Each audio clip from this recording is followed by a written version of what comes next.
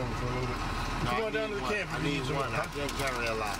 Okay. The population of the homeless are becoming those that are just economically impacted. People that can't afford the cost of living. They lost their job to outsourcing or downsizing, and they just can't afford, the cost of living in this area. So the population of the homeless has grown tremendously, especially in the last couple of years. My role is just trying to meet the basic needs of the homeless the best I can. Before, we had 40 people in the camp during the winter time. This year we had 70 people. In 3 days, we've had 10 new people come down to the camp. I believe by the middle of the summer, if we continue in Tent City, we'll be over 100.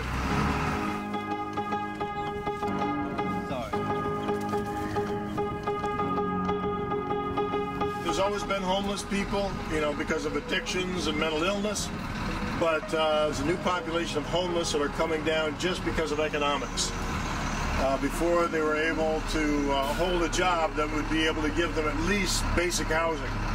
And that's not the case anymore. People are laying off. The building industry is almost completely collapsed. So there's a lot of people that just can't afford the cost of living and are coming down to Tent City. The township, they took us to court to try to evict us.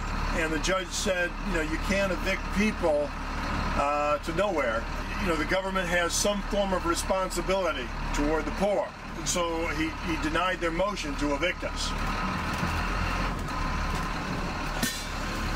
Huh?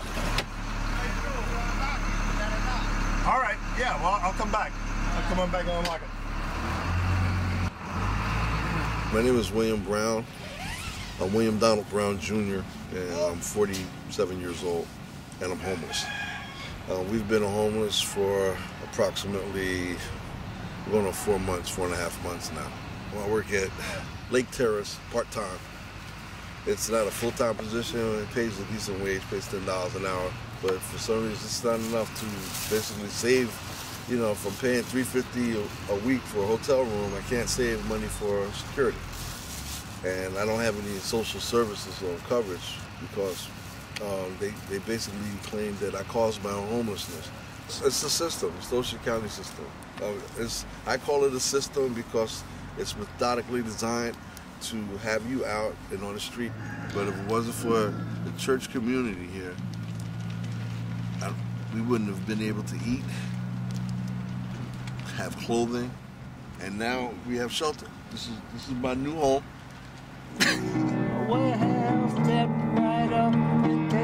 My name is Michael. My last name is Berenzweig. It's Berenzweig. Today is exactly 2 years that we've been in Tent City. When we were in New York, I personally was co-producing and co-hosting radio, the only listener-sponsored non-commercial station in New York. Marilyn, my wife, was the breadwinner. She was a textile designer in Manhattan, the richest city in the world, New York. When Marilyn lost her job, the bottom fell out. Marilyn took a look on the internet about homeless camps and saw this place, and we wound up here. You don't have running water, you don't have electricity, right? You don't have the same cooking facilities that you have. You don't have heat. So it's an adventure, but we manage. They treat us great. It's really wonderful. Everybody's friendly. You don't have to worry about anything. Michael, 57. I am working, just driving a taxi, and I don't make enough to get a place to live. I had 2 homes. I owned land. I lost it all.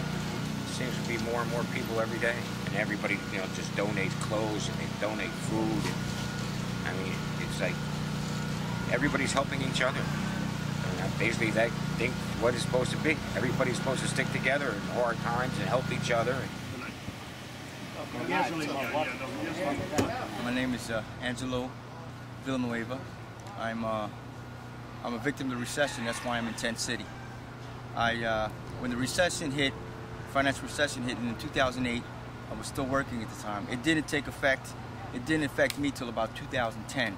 That's when I lost my job of masonry, which I had for close to 2 decades. I fill out interviews, I go to temp agencies. The work's not, I can't find steady work. I'm doing right now, working factories, I'm cutting tree service. I do whatever comes up.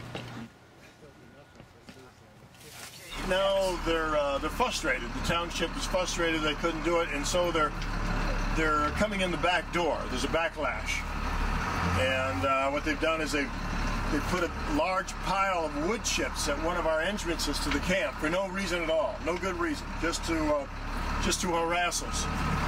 And then they also came down with tow trucks. There was a couple of vehicles that were in the camp. Some belonged to the homeless, some belonged to the program, and they came down and started towing the vehicles.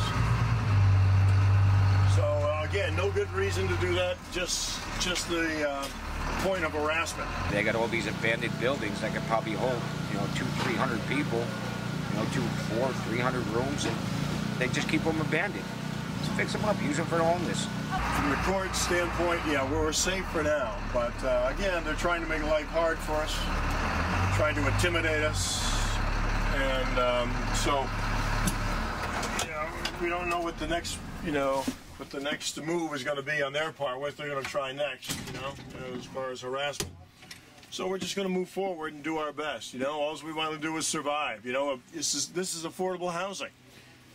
These fellows can't earn enough money right now to afford a place to live out there in society.